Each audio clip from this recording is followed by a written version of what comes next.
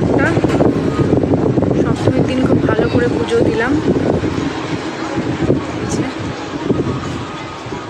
সুন্দরভাবে পুজো দেওয়া হলো আমাদের। এই হচ্ছে,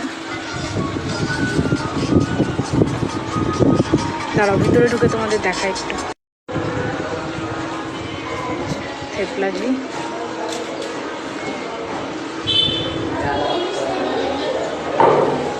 আশা পূর্ণিমা,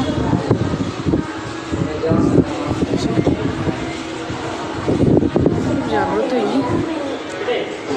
আর হচ্ছে এখানে রয়েছে গণেশজি,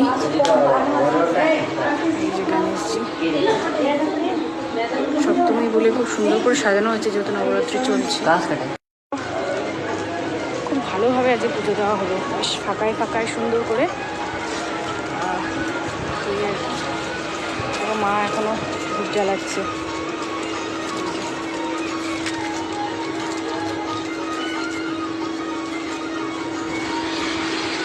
এখানে আসলে মানে মনটাও খুব ভালো লাগে। এখানে আসলে মনটা একদম মানে মনে হয় শুদ্ধ হয়ে গেছে, এত ভালো লাগে।